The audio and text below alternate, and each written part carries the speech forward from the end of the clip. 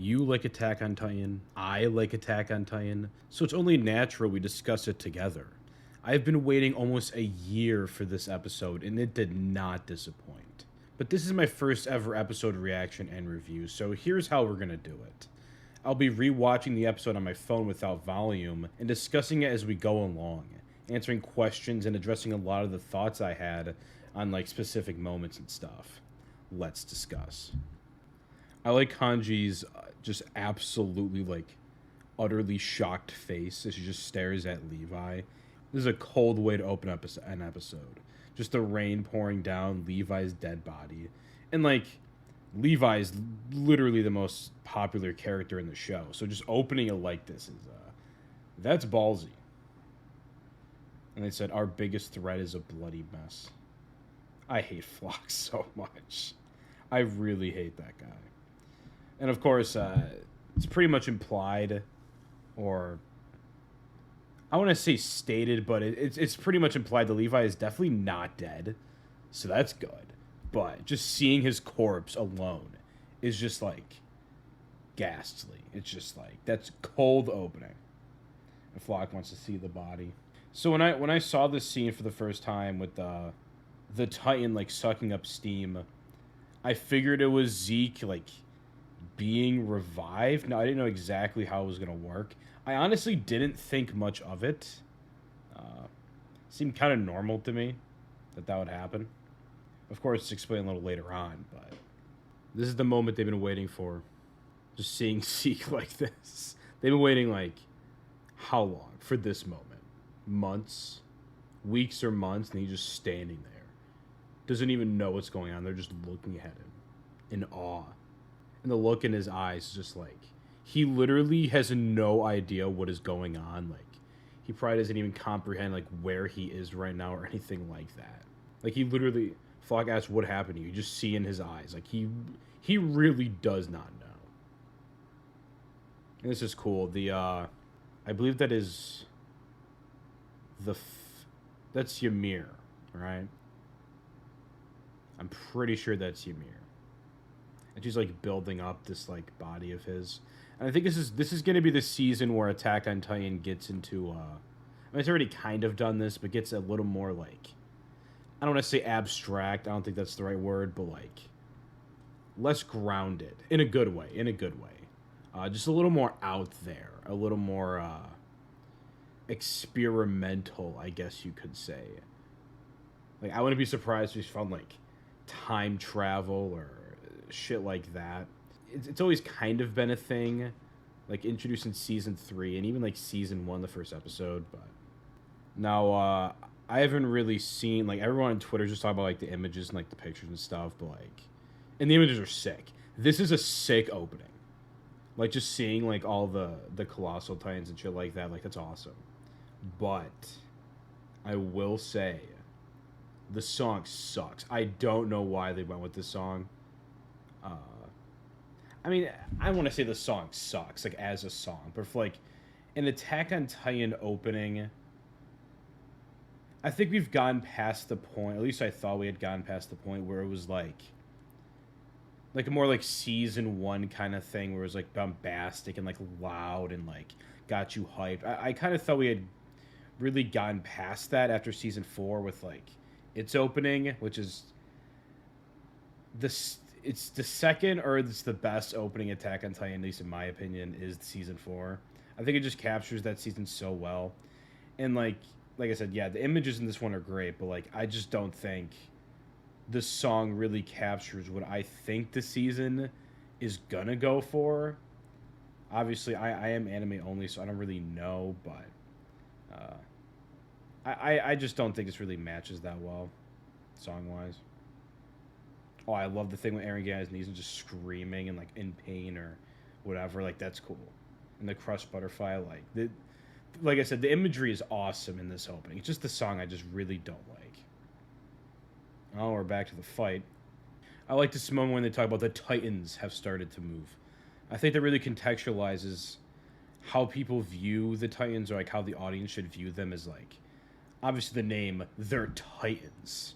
But, like, you just think of them as, like, people at this point, but I think it kind of adds that, like, almost mythological aspect to it of like the Titans, these things we can't understand, or these like so much more powerful beings than us, so much greater. Like they're starting to move.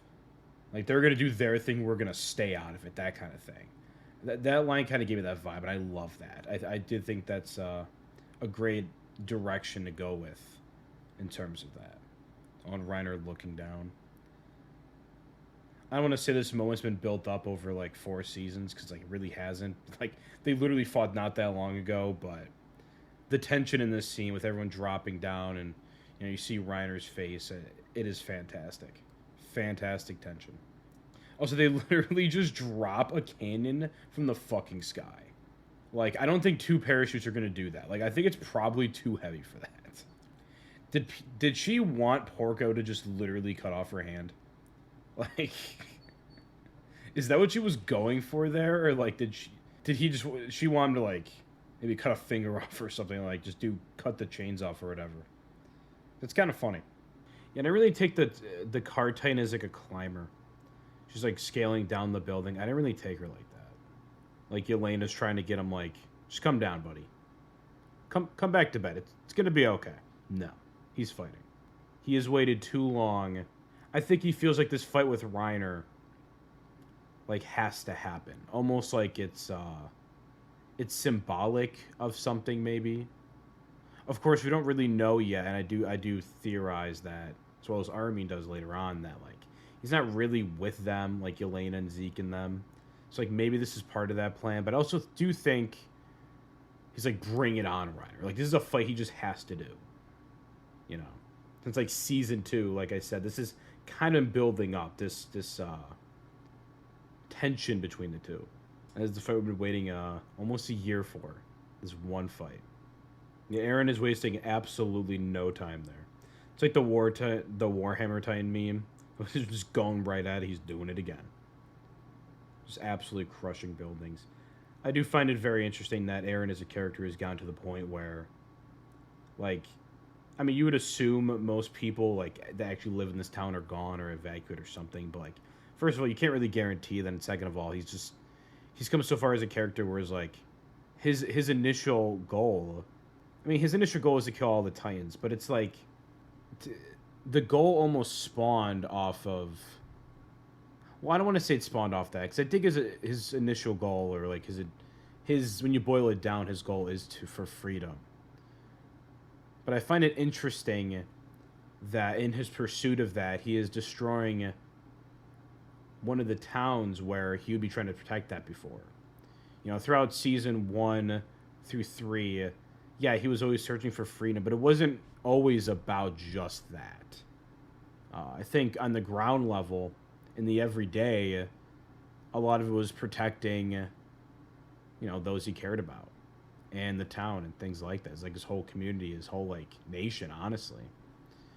Like even in the first season, it's not necessarily freedom for him that he's only concerned about. Like he risks his life for Armin in the first season, Like he expected full well to, I mean, I expected ate by that Titan, but it was certainly a possibility. And like obviously at that point he didn't know he was the attack Titan, so he didn't have that backup plan.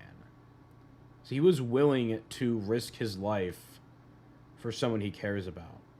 And it's just interesting seeing him now to where right now that doesn't necessarily seem to be the case, although I do think he is still doing this for Mikasa and Armin and everyone else. So, then the commander hugs Gabby. I think that's a really good moment for his character. Probably his best moment, honestly. Very small moment, but it really shows that he cares about the Eldians in Marley, which kind of makes it worse that he's part of this system that treats him this way, and that I don't want to say he's compliant in that, but I mean he pretty much is. So I was very, very confused with Peak. I thought her head was stuck. I'm like, what is Peak doing here? Like, what is her goal with having her head in this building? Like, what is going on here? This is my favorite part of the episode, I think, which is really weird, but it's just a very, very small detail. but it gives weight to Gabby going to Paradis or like going on the airship. Like without her doing that, they wouldn't have this information. I like stories that they have these character actions and they lead to plot developments. So much so that without the character doing that thing or getting that relevant information, like the plot pretty much couldn't continue. Like it's just very, very organic, you know. That's probably my favorite part of the entire episode is just that one little moment. But Attack on Titan is full of those. It's part of the reason why I love it so much. Is because it has that organic storytelling to it. So what is their plan here? They're not going to kill the founder. They're going to... I don't really know what would happen if they just ate the founding Titan. Like, what would they do with it? Also, whoever eats it can't even use it anyway, so is that... If the goal isn't to just, like, kill Eren and, like, end this specific battle, like, whoa, what do they think is about to happen? You know, like, do they even know the royal blood thing? Also, Eren is just absolutely beating the shit out of Reiner. Oh my god. Although it's gotten to the point where, like, Reiner's, like... he's barely... Like, Season 2 had him as, like, the main threat. And now, like, we've come so far, like... Him as an individual is barely a threat. And I kind of love what that did for his character. Also, the fact that Eren can do that with the Warhammer... Like, but just bring the spikes out of his bat is awesome. Honestly, the Warhammer Titan is, like, my favorite Titan. And it's almost solely because of character design. Like, the original Warhammer Titan is the coolest looking thing ever. But even the powers are just so interesting to me. Also, the shot of Reiner with half his face off. Iconic shot. I actually saw it before I even watched the episode. It was on Twitter. It was like a manga anime comparison. Also, I don't know if this was poorly explained in the anime or I'm just stupid. But I didn't really... Like, do Titans have organs?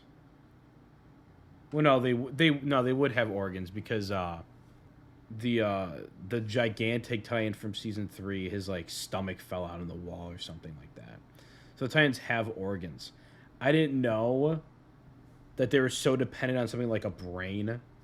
Like you would assume that brain is just like connected to Eren, so it's almost like Eren's brain, or like a proxy for that.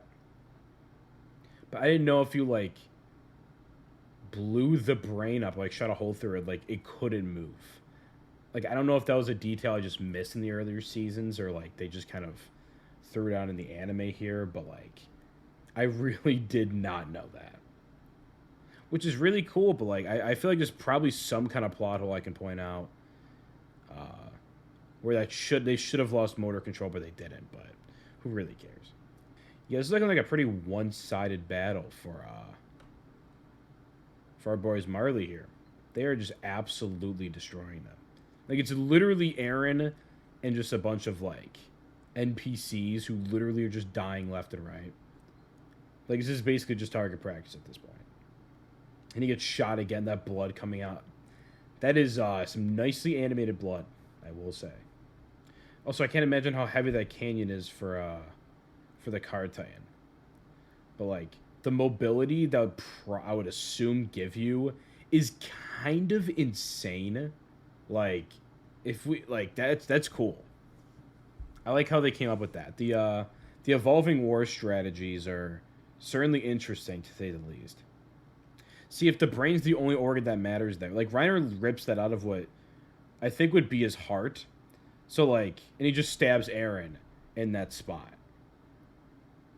And I know in, like, other seasons, there's, like, I think it was, like, the Achilles, the connective tissue, you can't move the muscle. So, like, some muscles in, like, the brain matter, but some organs don't. It's kind of weird. I love Connie's scene here. It's actually... I take back the Gabby thing. This is probably my favorite scene in the show. Just the voice acting here is awesome. I think he really, this voice actor stole the show this episode. Like, this man is just so sick of all these plot twists in this show. He just cannot handle it anymore. Like, honestly, think of, like,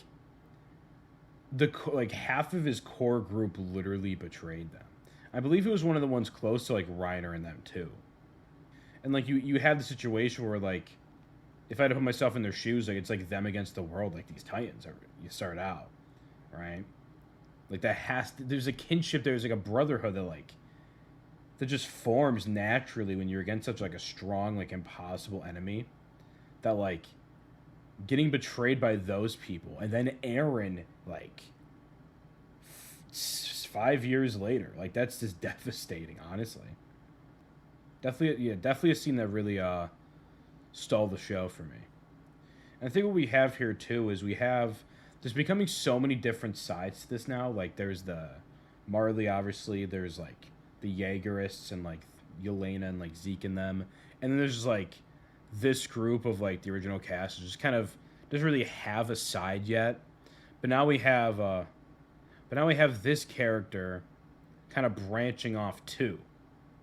So it's like everyone has like their own individual goal here, and it's like it's going to become like a five-sided thing here. It's kind of crazy. I'm afraid it's going to get like hard to keep track of, but hopefully not. And Armin, of course, remains the voice of reason as always. See, what is their plan to stop the euthanation, though? Like, they have one Titan, right? And Mikasa, of course. But, like, Mikasa's not going to hurt Eren. So, like, if Eren's like, no. Like, I mean, I guess the Colossal Titan is very, very powerful, but, like, against, like, other Titans that can climb it, it's really not the best thing ever. I love Mikasa's moment here. I think this season is really going to question what freedom is. Because you have Mikasa, and she's really tackling or questioning what her own free will is now. Like, if she's bound by blood to protect someone like Eren, right, or to love him or something like that. Something like love, being determined by something like that. Is that free will? Like, I would say yes and no, because at that point, I mean, I have a video on, let me pause the episode for a second. I have a video on this on the main channel, my Doki Doki Literature Club video, but if you are born, if you're Mikasa, and you're born with this protective gene, and that gene becomes focused on Eren, and you end up loving him as a result of that, that is, in a way, free will in our definition. But then it also isn't, you know, like she didn't consciously make that choice. But I think it comes down to what is consciously making a choice, and are we as humans able to do that? Because any choice we make is going to be determined by, that's a good idea for a video. Any decision we make is going to be determined by those things we were born with, right? So Mikasa can choose to protect Eren, but you can't really be sure if that choice is free of any like birth, of any like things given at birth. That's all we can expect though, because we're humans that are born, right? So in a way, like, we kind of have free will, but we really kind of don't at all. So that's fun, and I think Attack on Titan is going to use this season, especially through Mikasa and Eren, to explore that. Like, why Eren wants to become free. And then, where that desire comes from, depending on, is he free? Like, if he wants that based on some, like, Titan thing with Ymir or anything like that, like, is he actually free then? You know, even if he pursues freedom, is that actual freedom? So I'm definitely excited to see where Attack on Titan goes with that. Let's continue the episode. Yeah, Armin is kind of right here. I really don't think that... I do believe Eren is doing this for himself, of course, but for his friends and Parody. I really don't think he's going with the euthanization plan at all. I think Armin's pretty spot on here. See, after this 50 years is up, though, it's like, how long can they keep doing this?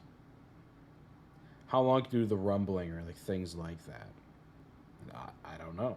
Especially because like technology is catching up with the Titans. Now the founding Titan, all the Colossal Titans is one thing, but like I think eventually, after like centuries, technology will catch up to even that.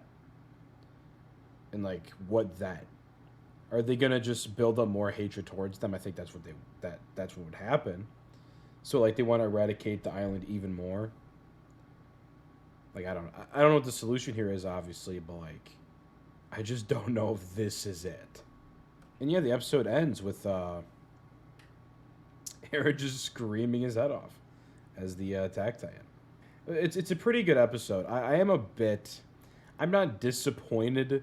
This is honestly exactly what I expected the episode to be. A few interesting things to think about and keep in mind, but it's more like, I don't want to say foreshadowing, but it's more looking forward to future episodes. This is like the gradual like build up towards that. Like it's getting us reintroduced to the story and all of that.